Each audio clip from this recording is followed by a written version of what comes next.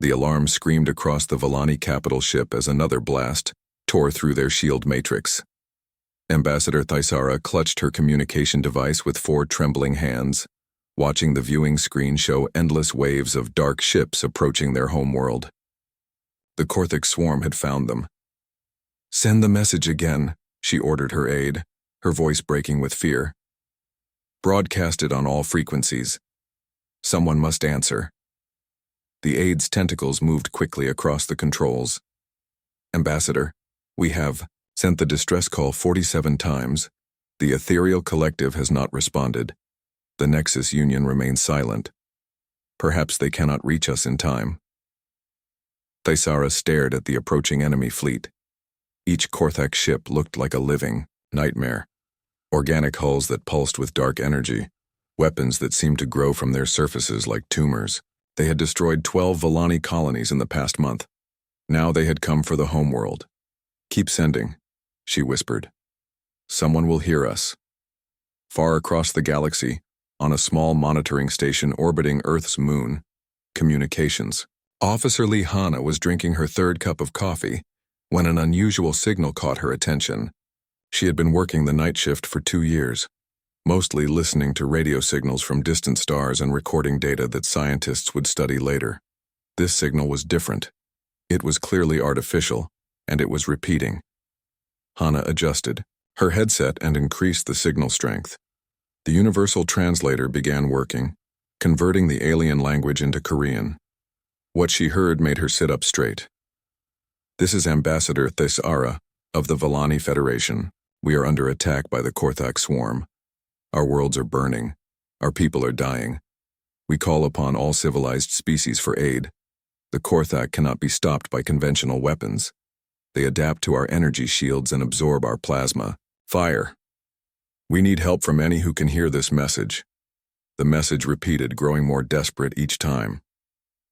Hana looked at her screens, trying to locate where the signal was coming from. The computer showed coordinates in a distant star system, over 300 light-years away. She had heard stories about alien races from the deep space exploration teams, but this was the first time she had received a direct communication from them. The fear in the alien's voice was clear, even through the translator. Hana reached for her communication panel and opened a channel to Earth Command. "This is Luna Station 7.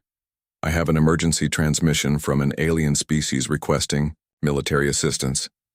Within minutes, her small monitor station was receiving calls from Earth's highest military officials. Admiral Park Hyun himself appeared on her screen, his weathered face serious. "Play the message, Officer Lee," he said. Hana replayed the alien distress call. She watched the Admiral's expression change as he listened to the description of the enemy. When the message finished, Park Hyun was quiet for several moments. "Officer Lee, have there been any responses to this distress call? Any other ships or fleets moving toward their location?" Hana checked her long-range sensors. "No, sir. I have been monitoring all frequencies. No one else has answered their call." "Park." Hyun nodded slowly. "Patch me through to Defense Command. We need to call an emergency meeting." Within hours, Earth's military leadership was gathered in the war room deep beneath the Pacific Defense Center. The alien message played again for the assembled officers. Maps showed the location of the Volani system and the estimated travel time for human ships. "The aliens are asking for help," said General Kim Sora, head of the Space Marine Corps. "But they are asking for energy weapons and advanced technology. They want the kind of help that the other alien civilizations could provide, which apparently they are not providing," Admiral Park Hyun replied. "Our intelligence suggests that most alien races prefer peaceful solutions to conflict. They probably do not want to get involved in a war." Colonel Choi Bin, commander of the 1st Orbital Assault Division, leaned forward. "Admiral, what do we know about these Korthak?" Park Hyun activated a holographic display showing the information they had gathered from the alien transmission. "According to the Volani, the Korthak swarm uses biological ships that can adapt to energy weapons. They absorb plasma fire and adjust to new forms of attack quickly. They seem to be a species designed for conquest. Designed to fight other aliens," Colonel Choi Bin said with a slight smile. "Aliens who use energy weapons and defensive tactics. The room fell silent as the implications became clear. Earth's military had developed along different lines than apparently every other species in the galaxy.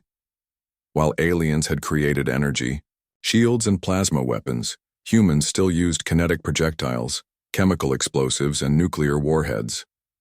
"The aliens are not asking for our help specifically," said Captain Kim Jun, who commanded the heavy cruiser Inchin's Fury. "They are asking for help from anyone who can provide it, but it sounds like we might be the only ones willing to answer."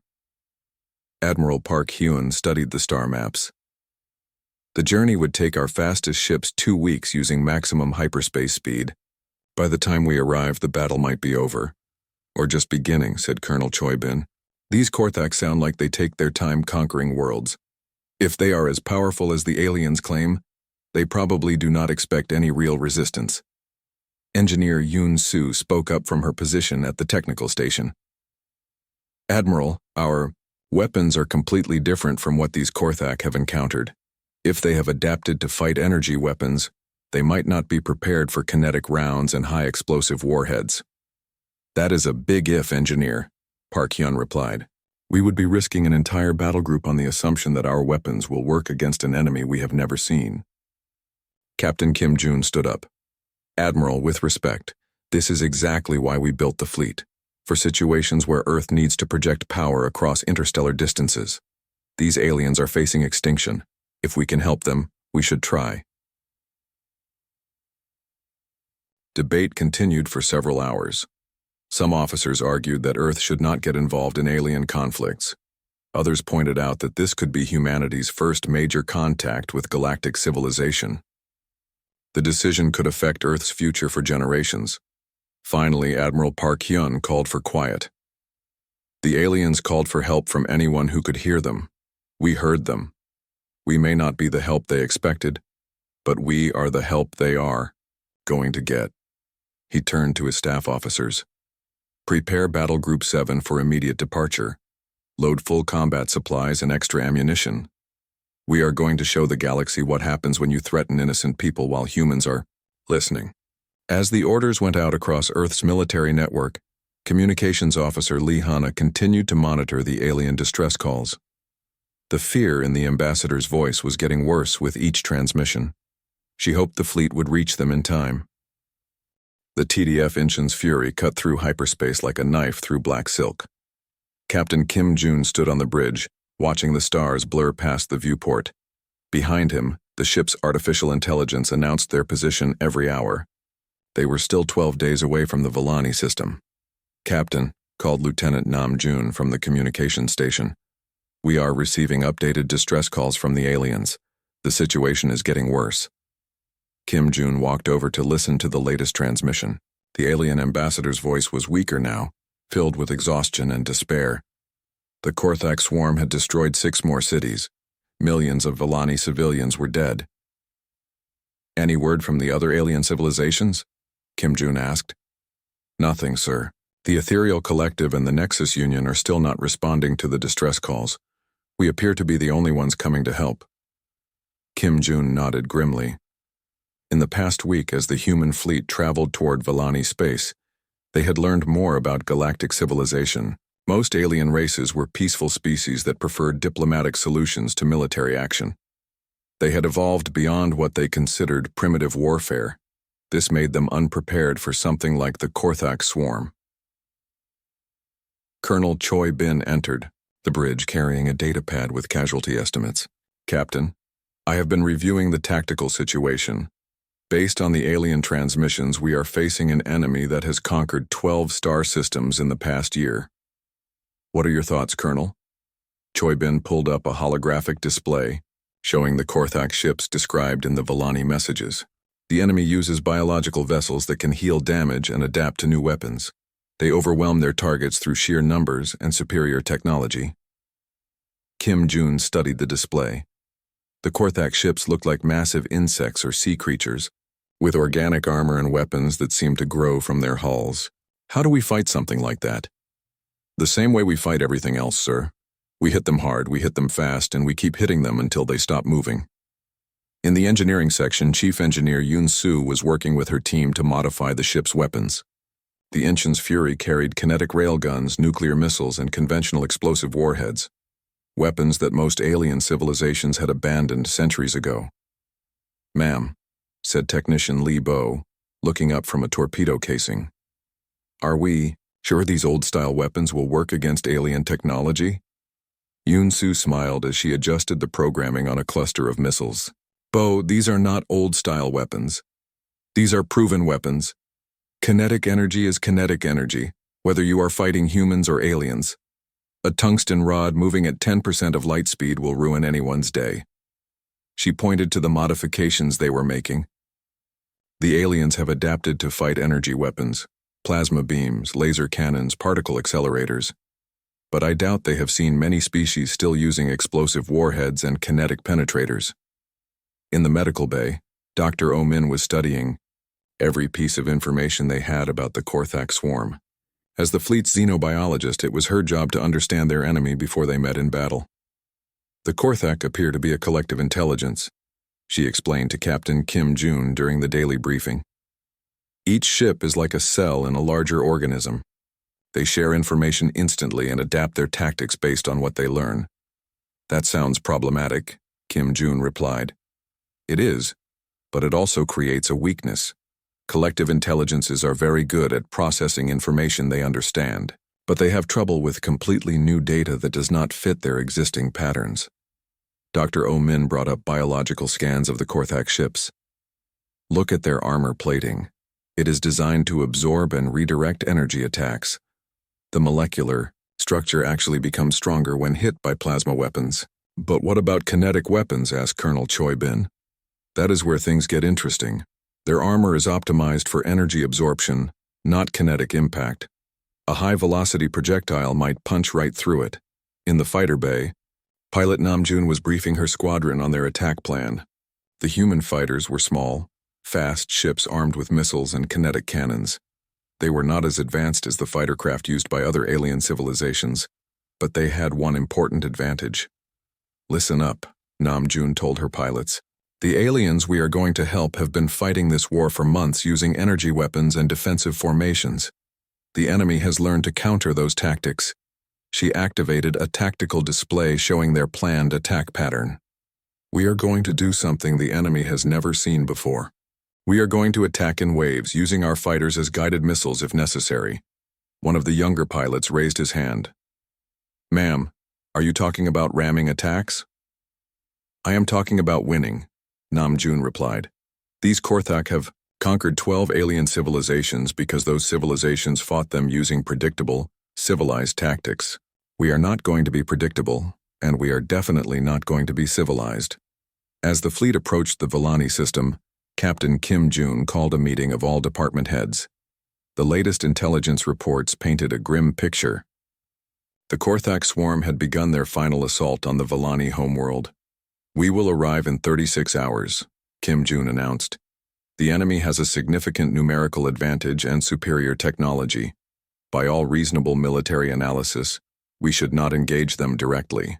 He paused, looking at each of his officers in turn. "However, we did not come this far to make reasonable military decisions. We came here to help people who asked for our aid." Colonel Choi Bin spoke up. "Captain, what are our orders if the situation is hopeless? If we cannot save the Villani homeworld?" Kim Jun was quiet for a moment. "Colonel, in human military history there is a concept called acceptable losses. Most alien civilizations do not seem to understand this concept. They fight to minimize casualties and preserve their forces. And we do not. We fight to complete the mission. The Villani asked for help and we are going to help them. Whether we survive the process is secondary." Engineer Yoon-soo looked up from her technical reports. "Captain, I have been working on some modifications to our attack strategy. If we are willing to accept heavy casualties, there are tactics we can use that might surprise the enemy." "Explain." "Ramming attacks, sir. If our ships take critical damage instead of retreating, we aim them at the largest enemy vessel we can find and overload the reactor. We turn our ships into guided nuclear weapons." The room fell silent. This was the kind of tactic that most civilized species would never consider. It was wasteful, brutal and completely contrary to modern military doctrine. How effective would that be? Kim Jun asked. Very effective, sir. These biological ships might be able to adapt to our weapons, but they cannot adapt to having a nuclear explosion go off inside their hull. Captain Kim Jun looked around the room one more time. His officers were calm, professional, and ready for battle. They understood that they might not survive the next few days, but they also understood that some things were more important than survival. Very well. We will show these Korthak what happens when they threaten innocent people while humans are in the neighborhood. The human fleet dropped out of hyperspace at the edge of the Volani system, like wolves emerging from a dark forest. Ambassador Thisara watched from the bridge of her command ship as 12 alien vessels appeared on her sensors. Ships unlike anything she had ever seen. Where Volani ships were elegant curves of polished metal and energy conduits, these human vessels looked like flying weapons factories. Their hulls were thick slabs of armor plating covered in gun turrets, missile pods, and sensor arrays. They looked designed for one purpose, destroying other ships. Ambassador, her aide whispered, are these the Deathworlders we called for help? Thisara studied the approaching fleet. The ships were smaller than she had expected, and they moved in loose formations that seemed almost chaotic compared to the precise battle groups used by civilized species. But there was something about them that made her feel both hopeful and terrified. Open a communication channel, she ordered. The main viewer flickered, and suddenly she was looking at an alien face. The human was surprisingly small and fragile-looking, with soft skin and no visible natural weapons or armor. Captain Kim Jun looked nothing like the terrifying Deathworld warrior she had imagined. Ambassador Thisara, Kim Jun said through the universal translator. I am Captain Kim Jun of the Terran Defense Fleet. We received your distress call. Captain Kim Jun, Thisara replied, trying to hide her disappointment. We are grateful that you answered our call for aid. But I must ask, how many ships do you command? We are facing a swarm of over 300 Korthak vessels. I have 12 ships under my command, Ambassador. Thisara felt her heart sink. 12 ships against 300? Even with advanced Deathworld technology, the odds seemed impossible. Captain, perhaps you should call for reinforcements. The Korthak swarm is unlike any enemy you have faced. Kim Jun's expression did not change. Ambassador, this is all the reinforcement you are going to get. We came here to help you, and that is what we intend to do. Within the hour, Captain. Kim Jun and Colonel Choi Bin transported aboard the Volani command ship for a tactical briefing. Ambassador Thisara led them to the war room, where holographic displays showed the current battle situation. The Korthak swarm had surrounded Volani Prime and was systematically destroying the planet's orbital defenses. Their bioships moved, like living creatures, flowing around obstacles and adapting their formations in real time. The Korthak learn from every attack, Thisara explained. When we first fought them, our plasma cannons were effective, but within days their ships developed armor that could absorb our energy weapons. When we switched to particle beams, they adapted again. Colonel Choi Bin studied the tactical display. What about kinetic weapons? Solid projectiles? Explosive? Warheads? Thisara looked puzzled. Kinetic weapons? Colonel, no civilized species has used such primitive technology for thousands of years. Energy weapons are far more efficient and precise. Humor me, Ambassador. Have the Korthak ever faced kinetic attacks? I do not believe so. But such weapons are crude and inaccurate. They cause unnecessary collateral damage. Colonel Choi, Bin and Captain Kim Jun exchanged glances. Ambassador, Kim Jun said carefully, human military doctrine is somewhat different from what you might be accustomed to. We still use kinetic weapons, chemical explosives, and nuclear warheads. Thisara stared at them in shock. Nuclear weapons? But those are weapons of mass destruction. No civilized species would use such barbaric tools in space combat. We find them very effective, Kim Jun replied calmly. The briefing continued, with the humans asking questions that made Thisara increasingly uncomfortable. They wanted to know about acceptable casualty rates. whether the Volani were prepared to sacrifice their orbital stations to deny them to the enemy, and how quickly the civilian population could be evacuated if the planet's surface had to be sterilized. Captain Kim Jun, Thaisara said finally, your questions suggest tactics that would result in massive loss of life. Surely there must be a more civilized approach to this conflict. Ambassador, civilized approaches do not seem to be working. The Korthak have conquered 12 of your worlds using conventional tactics. If you want a different outcome, you need different tactics. Later that day, Engineer Yoon Soo met with the Volani technical staff to discuss defensive preparations. What she proposed horrified them. We need to turn your orbital platforms into denial weapons, she explained to Chief Engineer Vosatai. If the Korthak capture them, we detonate them rather than let the enemy use your infrastructure. Engineer Yoon Soo, Vosatai replied, those platforms represent centuries of construction work. They house millions of our people. You are asking us to prepare to destroy our own civilization. I am asking you to prepare to deny it to your enemies. There is a difference. Yoon Soo pulled up schematics showing how to modify the station's power cores. If we place charges at these key points, we can ensure that any captured facility becomes useless to the Korthak. They cannot adapt to debris. Dr. Oh Min was conducting her own research, studying the biological samples that the Volani had collected from previous battles. What she discovered was both fascinating and disturbing. The Korthak are essentially immortal, she explained to Captain Kim Jun. Their cellular structure can repair any damage given enough time. They adapt to threats by literally evolving their biology in real time. Can they adapt to everything? That is the key question, Captain. Evolution requires time and repeated exposure to survive selection pressure. If we hit them with something completely outside their experience, they might not be able to adapt quickly enough. Dr. Oh Min brought up a cellular analysis of Korthak tissue. Look at this. Their armor. Plating is designed to absorb and redistribute energy, but the cellular structure is optimized for that specific function. It might actually be vulnerable to kinetic damage. That evening, Ambassador Thaisara requested a private meeting with Captain Kim Jun. She met him in the observation lounge, where they could see both the human fleet and the approaching Korthak swarm through the transparent aluminum windows.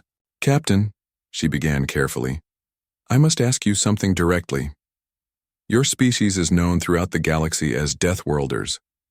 We called for your help because we heard that humans are uniquely capable of violence. But looking at you now, she paused, studying his small, seemingly fragile form. You do not look like warriors, you look almost as fragile as we do. Kim Jun was quiet for a moment, watching the distant lights of the Korthak fleet. Ambassador, physical appearance can be deceiving. Humans evolved on a world where everything was trying to kill us. The weather, the animals, the plants, even other humans. We learned to survive by being more violent and more persistent than anything else on our planet. But surely you have evolved beyond such primitive instincts? No, Ambassador, we have not. We have refined them. We have turned violence into a science and persistence into an art form. Other species look at conflict and ask how to minimize damage. Humans look at conflict and ask how to win. Thaisara felt a chill run through her body. And if winning requires great sacrifice? Kim Jun turned to face her directly. Then we make great sacrifices. The Korthak swarm conquered your people because they had never faced an enemy willing to accept massive casualties to achieve victory. They are about to learn what that looks like. As if summoned by his words, the Korthak swarm began its final approach toward Volani Prime. 300 bioships moved through space like a living plague, their organic hulls pulsing with dark energy. Ambassador Thaisara watched them approach, and realized that she had called for help from the civilized galaxy. Instead, she had awakened something that might be even more dangerous than the threat they faced. The battle began at dawn on Volani Prime, though in space there was no real dawn. Only the moment when Captain Kim Jun gave the order that would change galactic warfare forever. All ships. This is Incheon's fury. Execute attack pattern Delta. Show them what Deathworlders do to bullies. The human fleet accelerated directly toward the center of the Korthak formation. No defensive formations, no careful positioning, no attempt to minimize casualties. 12 human ships charged straight at 300 alien biovessels like bullets fired from the barrel of a gun. Ambassador Thisara watched from her command ship in horror. Captain Kim Jun, what are you doing? This is suicide. You need to establish defensive positions. Kim Jun's voice came back calm and steady over the communication channel. Ambassador, we did not come here to establish defensive positions. We came here to kill the enemy. The Korthak swarm reacted with confusion to the human attack. Their collective intelligence had fought dozens of species across the galaxy, but they had never encountered tactics like this. Most civilized races engaged in careful, measured combat designed to minimize losses on both sides. These humans were attacking as if they wanted to die. The first exchange of weapons fire lit up the darkness of space. Korthak bioships launched streams of plasma and particle beams at the approaching human vessels. The energy weapons struck the human ship's armor plating and began burning through the thick metal. But the human ships did not slow down or change course. Instead, they returned fire with weapons the Korthak had never seen before. Kinetic railguns accelerated tungsten rods to incredible speeds. The solid projectiles punched through Korthak bioarmor like needles through flesh. Nuclear missiles detonated against organic hulls, creating explosions that the bioship's adaptive systems had no reference for processing. Impossible, whispered the Korthak swarm mind across its network. These weapons are primitive. How are they penetrating our defenses? The answer came from Dr. Oh Min's research. The Korthak bioarmor was optimized to absorb and redirect energy attacks, but kinetic weapons delivered their damage through raw physical impact, something the bioships had never needed to defend against. Pilot Nam Jun led her fighter squadron in the first wave of attacks. Her small ships darted between the massive Korthak vessels like angry hornets, launching missiles and strafing runs at close range. Dragon leader to all Dragon pilots, she called over the squadron frequency. Remember, we are not trying to preserve our fighters. We are trying to kill as many of these things as possible before they kill us. One of her pilots, Lieutenant Park Woo, found his fighter taking heavy damage from Korthak defensive fire. His engines were failing, and his weapons were nearly depleted. In any civilized military, he would have retreated to fight another day. Instead, he aimed his crippled fighter at the largest Korthak bioship he could find and activated his emergency beacon.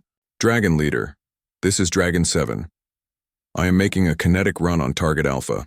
Tell my family I died for something important. Park Woo's fighter struck the Korthak bioship at nearly 10% of light speed. The impact created an explosion that could be seen from the surface of Volani Prime. The bioship, designed to heal from energy weapons, simply disintegrated under the kinetic impact. The Korthak swarm mind recoiled in shock, not just from the destruction of one of their vessels, but from the tactical implications. These humans were using their own ships as weapons, sacrificing their pilots to destroy single targets. No rational species would accept such casualties for so little tactical gain, but the humans were just getting started. Colonel Choi Bin coordinated the boarding actions as human assault shuttles punched through the hulls of damaged Korthak bioships. His Marines carried weapons that made the Volani cringe: chemical explosives, kinetic rifles, and close combat blades. Remember, he told his troops as they prepared to board an enemy vessel, these things can adapt to energy weapons, but they cannot adapt to a knife in the throat faster than you can put it there. The Marines fought the Korthak defenders in the narrow corridors of the bioships. It was brutal, close quarters combat where the humans' willingness to accept casualties became a decisive advantage. Korthak warriors, designed for ranged combat and tactical adaptation, found themselves overwhelmed by enemies who would literally tackle them with explosive charges. Marine Sergeant Lee Ray found herself face-to-face with a Korthak warrior in the reactor chamber of a bioship. The alien was larger, stronger, and had natural armor plating, but it hesitated for a moment, trying to analyze her tactics and develop a counter-strategy. Lee Ray did not hesitate. She charged forward with a combat knife in one hand and a grenade in the other. The Korthak warrior tried to adapt to her attack pattern, but adaptation took time. The knife found its target before the alien's biology could compensate. Engineer Yoon Soo was coordinating the most brutal tactic of all from her position aboard the Incheon's Fury. As human ships took critical damage instead of retreating, she guided them into ramming attacks against the largest Korthak vessels they could reach. "Destroyer sold to Incheon's Fury," came the call from Captain Lee Sung, whose ship was venting atmosphere and had lost main power. "We have lost engines and weapons. Requesting permission for Glasgow Kiss Protocol." "Permission granted, Sol. Pick your target and make it count." The destroyer Sol, her crew of 300 still at their stations, aimed her bulk at a Korthak command vessel. Captain Lee Sung ordered all non-essential personnel to the escape pods, but most of his crew chose to stay at their posts. "This is Captain Lee Sung to all ships. Sol is making her final run. It has been an honor serving with you." The destroyer struck the Korthak command ship at full emergency speed with her reactor overloading. The explosion destroyed both vessels and sent shockwaves through the swarm's collective consciousness. For the first time in their species' history, the Korthak experienced something they had never encountered: fear. These humans were not fighting to win territory or resources. They were not fighting to minimize casualties or preserve their civilization. They were fighting to destroy the enemy, regardless of the cost to themselves.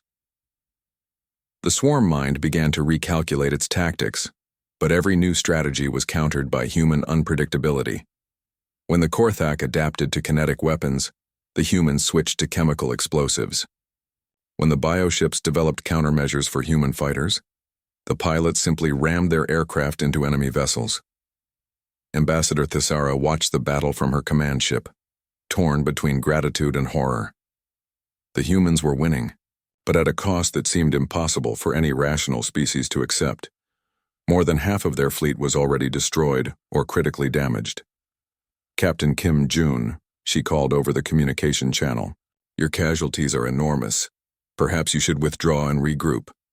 Kim Jun's voice came back steady despite the fact that his ship was taking heavy fire. "Ambassador, we do not withdraw. We advance until the enemy is dead or we are." If to emphasize his point, Kim Jun ordered his ship to charge directly into the center of the Korthak formation. The Incheon's Fury, her armor scarred and her weapons blazing, plowed through the enemy fleet like a battering ram through a wooden door. The Korthak swarm, for the first time in their collective memory, began to feel something that their species had never experienced in combat: the desire to retreat. These humans were not warriors in any sense that the swarm could understand. They were something far more dangerous, a species that viewed death as an acceptable tactical option and victory as the only strategic goal. The battle was far from over, but already the course of galactic warfare had been changed forever. The Korthak swarm mind experienced something it had never felt in 10,000 years of conquest: panic. 300 bioships had entered the Villani system expecting another easy victory over a civilized species. Now, less than 6 hours into the battle, over 40 of their vessels had been completely destroyed by an enemy using tactics that defied everything the swarm understood about warfare. The remaining Korthak ships began to pull back from their attack formations. For the first time in their recorded history, they were retreating from a battle they had expected to win easily. Captain Kim Jun watched the enemy withdrawal from the bridge of his burning ship. The Incheon's Fury had taken massive damage. Her hull breached in dozen places, but she was still fighting. Around him, the bridge crew worked at stations that sparked and smoked from battle damage. "Status report," he ordered. "Sir," reported Lieutenant Nam Jun, "we have lost 7 ships completely. 3 more are critically damaged. Enemy losses are 41 vessels destroyed with significant damage to at least 60 others." Kim Jun nodded grimly. By the standards of civilized warfare, the human fleet had been massacred. By human standards, they had achieved an acceptable exchange ratio against a superior enemy force. "Captain," called Communications Officer Lee, "Bo, the Korthak ships are broadcasting on multiple frequencies. They appear to be retreating." Ambassador Thisara could hardly believe what her sensors were telling her. The Korthak swarm, which had conquered 12 Villani worlds without ever retreating from a single battle, was withdrawing from Volani Prime. She opened a channel to the human fleet commander. "Captain Kim Jun, they are leaving. The Korthak are actually retreating." "Yes, Ambassador, I can see that. But how? They had superior numbers and technology. How did you make them retreat?" Kim Jun was quiet for a moment, watching the Korthak bioships accelerate away from the planet. "Ambassador, the Korthak swarm conquers civilized species because civilized species fight civilized wars. They use tactics designed to minimize casualties and preserve their forces. And humans do not. Humans fight to win, everything else is secondary." In the days that followed, as the human fleet repaired what damage they could and prepared for the long journey home, Ambassador Thisiara began to understand what had really happened at the Battle of Volani Prime. Dr. O Min's final analysis of the Korthak biology revealed the truth.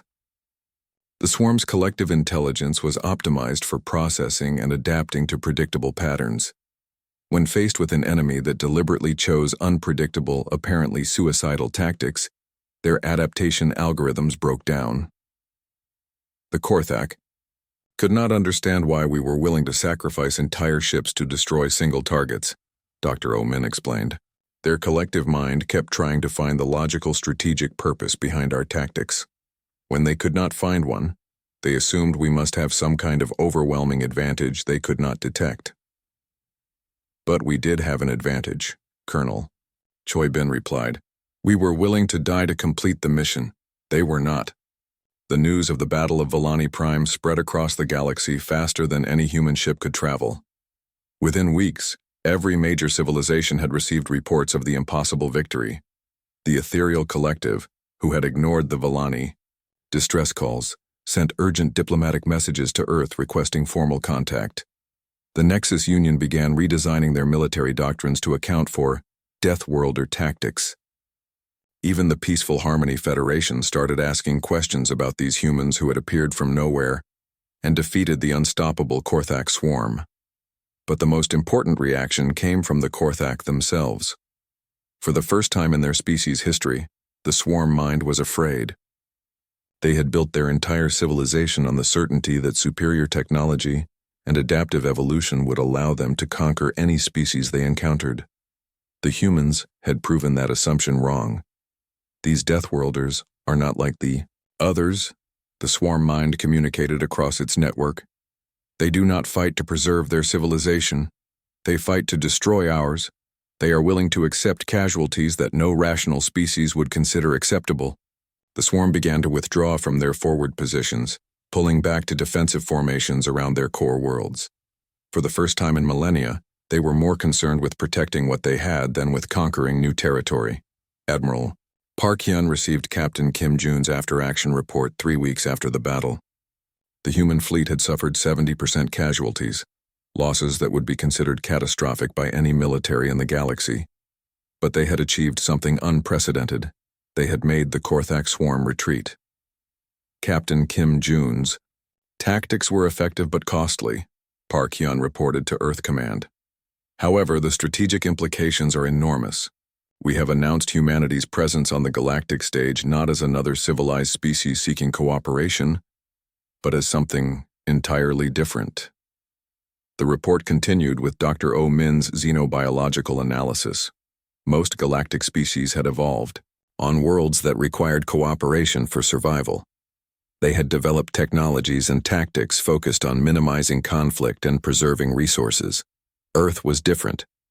Humans had evolved on a planet where everything, including other humans, was actively trying to kill them. This had created a species that viewed conflict not as a failure of civilization, but as civilization's primary tool for survival. The galaxy now knows that humans exist, the report concluded. They know that we are willing to travel hundreds of light years to help strangers, and that we are willing to sacrifice ourselves to destroy those who threaten innocent people. The question is, what will they do with that knowledge? The answer came in the form of diplomatic missions from dozens of alien civilizations. Some came offering trade agreements and mutual defense treaties. Others came with more suspicious intentions, clearly trying to assess whether humanity represented a threat to galactic stability. But the most significant contact came from an unexpected source: other species that the galaxy considered Deathworlders.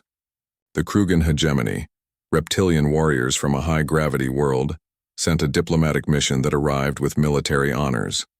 The Thorek clans, insectoid fighters from a world of constant volcanic activity, requested formal military cooperation agreements. For the first time in galactic history, the civilized species were outnumbered by those they considered primitive and dangerous. Ambassador Thisara visited Earth 6 months after the battle, traveling aboard a human ship as part of the formal diplomatic mission. She met with Admiral Park Hyun and the other human leaders who had authorized the rescue mission. "I came to thank your species," she told them during the formal ceremony. "But I also came to ask a question that has been troubling me since the battle." "What question, Ambassador?" "Your people saved my civilization, but at enormous cost to yourselves. Hundreds of your people died to protect millions of mine. Why? Why would you sacrifice so much for strangers you had never met?" Admiral Park Hyun was quiet for a moment, considering his answer. "Ambassador, humans have a saying, evil succeeds when good people do nothing. We heard your call for help. No one else was coming. We could not do nothing." Thisara studied the human leader, still amazed by how small and fragile these Deathworlders appeared. But the cost of doing nothing would have been higher. Not in human lives, but in human souls. We could not live with ourselves knowing that we had the power to help, and chose not to use it. As Thisara prepared to return to Volani space, she carried with her copies of human military manuals, tactical analyses, and strategic doctrines. The Volani Federation was redesigning their entire military based on human methods, not because they wanted to become as ruthless as humans, but because they needed to survive in a galaxy that now knew such ruthlessness was possible. The Battle of Volani Prime had ended with the Korthak swarm's retreat, but it had begun something much larger. Across the galaxy, civilizations were having to confront a disturbing truth. They were no longer the most dangerous species in their neighborhood. That honor now belonged to a small, fragile species from a death world called Earth. A species that had looked at the impossible odds against them and decided that acceptable losses were whatever it took to protect innocent people from those who would harm them. The galaxy would never be the same. And in the deep space monitoring stations around Earth, communications officers like Lee Hanna continued to listen for distress calls from across the stars, knowing that if they heard them, humanity would answer. Because that was what Deathworlders did.